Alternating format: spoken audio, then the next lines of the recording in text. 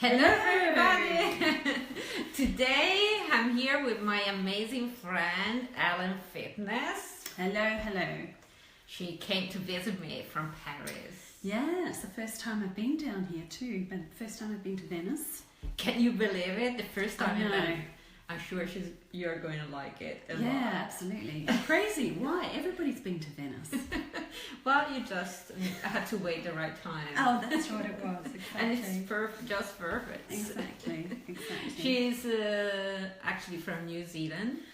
I am. So I'm from New Zealand and I live in Paris, and I'm a success coach and mentor to women who are looking for success outside of the corporate bubble. So those corporate women who are looking for something more than high stress, long hours, and I can tell you I know all about that. Do you know? Really? I do. And I'm out and I'm very happy. So I heard actually read your comment, and as if you were talking to me when you said that somebody asked you what is your business now, and your answer was yes. Yeah, exactly. So it was great actually, and it was just this week, and somebody said to me, "How's the business going?" And I just went, "I'm having so much fun," and it was so nice to be able to say that, and it was the first thing that came out of my mouth. Instead of, oh, well, things are going okay, but it was just like, I'm having so much fun. So it was really nice to do that. Do you believe that you can work and have so much fun, and we are having so much fun? Exactly. And it's actually even better when we collaborate. Absolutely. We're not meant to be alone in front of the computer. So I have amazing friends all around the world, and I'm so happy when I can meet with them and share what we do. And I mean, it's really brainstorming. So many ideas comes out of joining together and share what we do. Absolutely. What I've always enjoyed actually is that sort of brainstorming, and especially where you get diverse people together. And I think, with our backgrounds, we have very different backgrounds, and so you get some really great ideas when you mix with a diverse group of people. So. Yes, we are diverse but similar at the same time, because it's so fulfilling when you can talk to another women entrepreneur that she totally gets what you are going through, what's your problem with the landing page, with sale page, with the opt-in, and normally other people don't really understand what not even what you do. So can you imagine if they can understand your problem, or what does it mean to be a women entrepreneur and this kind of thing. So it's just really like, yes, you're part of my family, and we can share that. Yeah, absolutely. So what we wanted to come in today and talk about was coaching, and whether you should, whether you shouldn't, and why.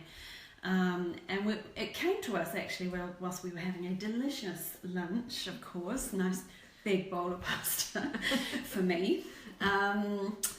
And I know from that, my experiences, I've had 20 years in the corporate sector in the insurance industry, and I loved it to bits, don't get me wrong, but it was it was tough, and it was time to move on. But what I found, the experience of coaching for a lot of people who have come from the corporate arena, is that coaching is used only for very special people.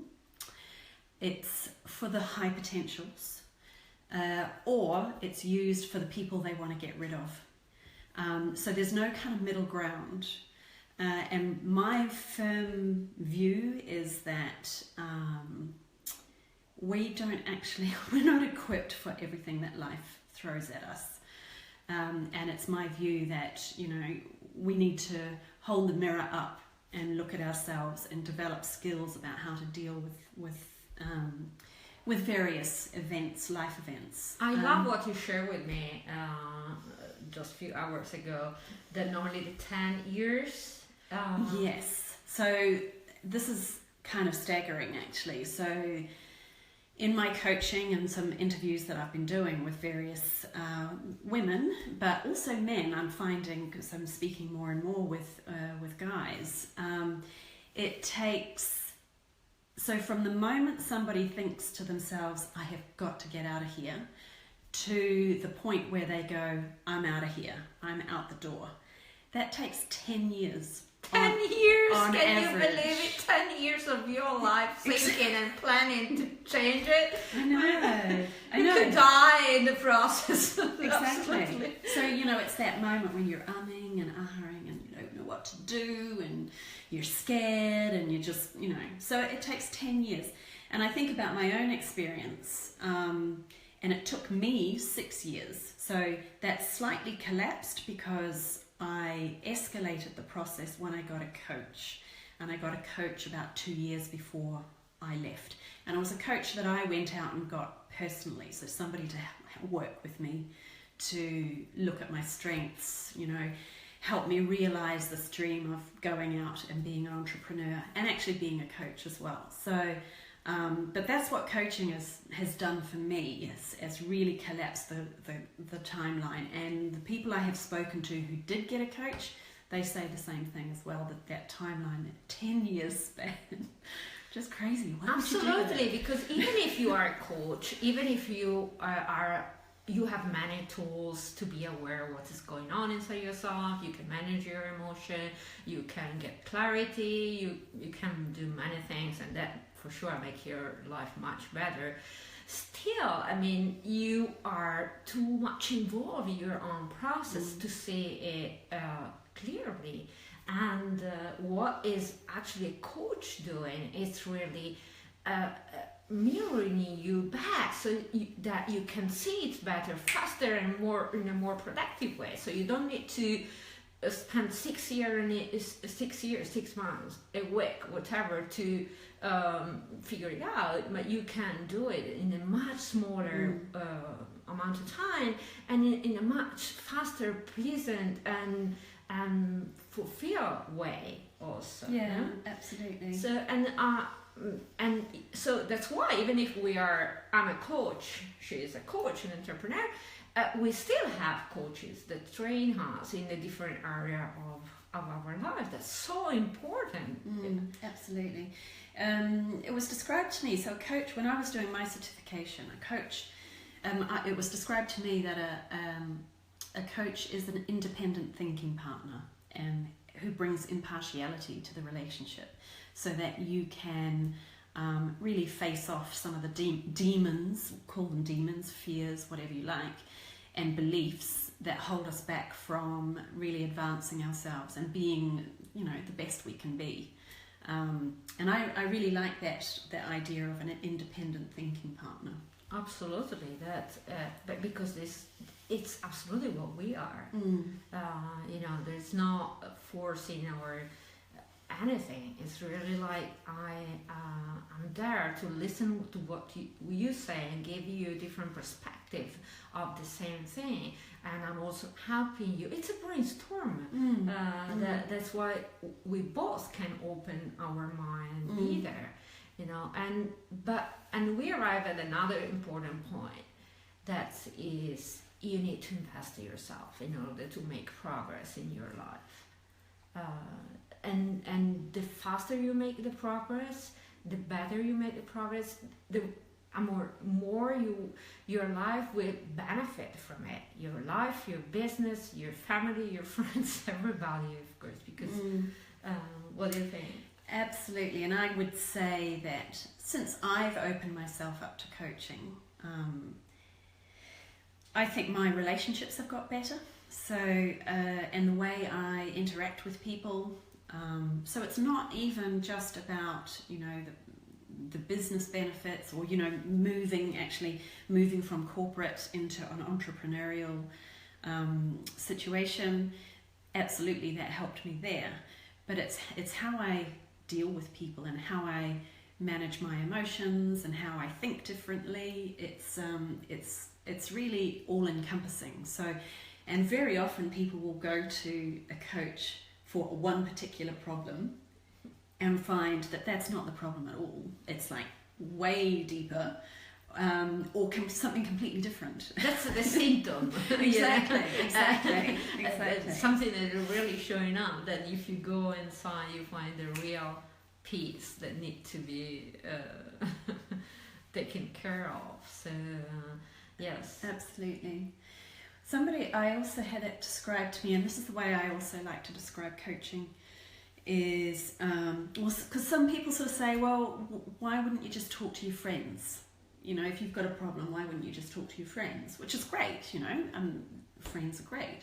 But they also bring their own kind of agenda or their own baggage or their own beliefs. And so you're getting a slightly skewed view of the world when you're speaking to a friend about any of these things that are bothering you. And it's wonderful even to have a friend as a coach, but that's different from having a coach, because somehow the friendship should not step into the coaching. There are two different things. So we are still friends, and I can give you advice, you can listen to me, but a professional coaching is something different, and we should never actually, as you probably know, coach a friend, because there must be that distance that really make you able to be totally out of any process, you know. So I will ask you this question then. I know the answer, but I'm going to ask you the question. I hope I know it too. So if somebody asked you, what is the difference between coaching and going to a psychotherapist? Oh, I've been asked that question so many times. There you go. I knew it was the right question. Yeah, it's amazing because, I mean, actually in a lot of activities, people have coaches, like athletes, people in sport, you know. It's not that the athlete is sick or cannot achieve the goal, but need to have motivation, need to have somebody that watch the process, that see how he performs,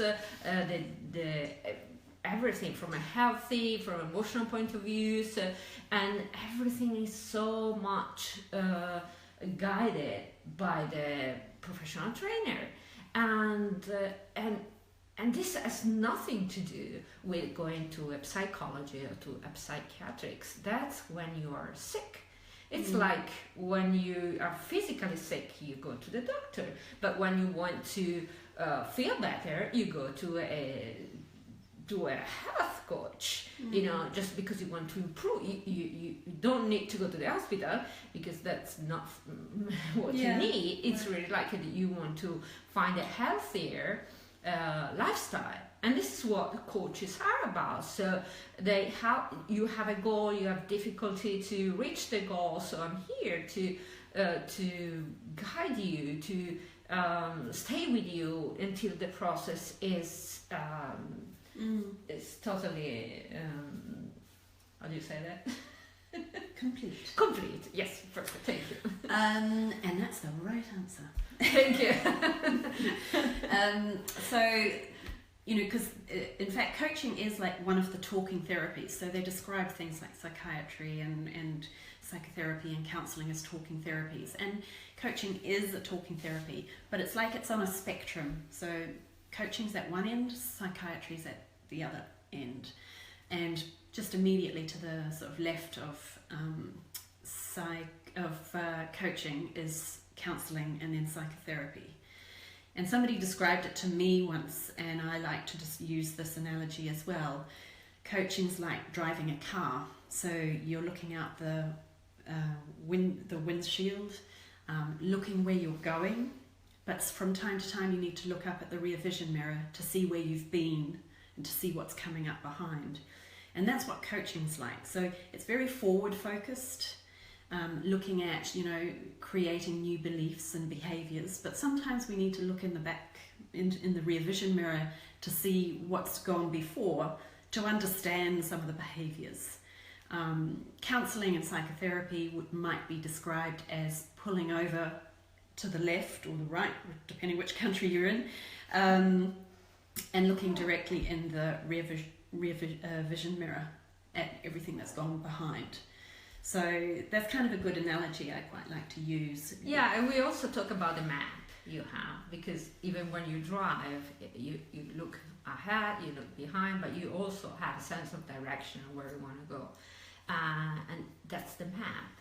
And you can, we decided where we want to go according to our belief. When our belief system change, we find and we see things in a completely different way, and we can choose different direction, different destination that we didn't even think they were possible before. So. Absolutely. And I think that's what I particularly like about coaching. Oh, look, we could go on for hours about it, because it's quite clear that we love what we do. Absolutely, we do. We're like little evangelists or something. But I think what I particularly like about coaching is that it opens up possibilities.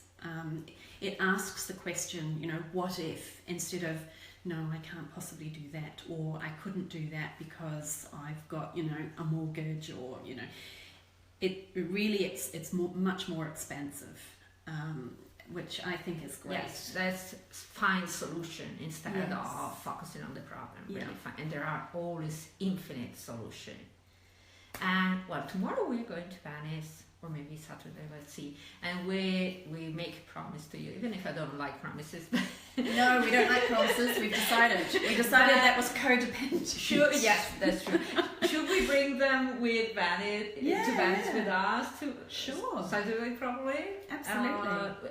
It's going to be a very sunny, wonderful day, and we want really you to see our lifestyle too, because this is we are here in this planet to have fun, to enjoy it, and to fully live what we are supposed to live. So. Yeah, absolutely. And it's about creating. I think what we're very focused on is creating what we want, what we desire in life. And this is particularly what we desire, is to be able to have the freedom to move and still work and still do something that we love. So freedom to move around and travel, etc. Having international, for me, it's really very much about having international life, having international friends, share, and what would you like to create in your life? Yeah, absolutely. Yes, think about your desires. Make new ones for this year, this week, this month, today. And explore the possibilities. Yes, it seems to be easy, oh, of course, a desire. But then if you sit down, sometimes it's not that easy to find a desire if you don't get used to it. Exactly. Now I'm too used to them. That's right, we're used to the process now. Yeah, no, I mean, I desire probably too much. So we'll go on tour tomorrow, on tour in Venice. Yes. So thank you for Ciao. joining us, and talk to you soon. Bye. Ciao. Ciao.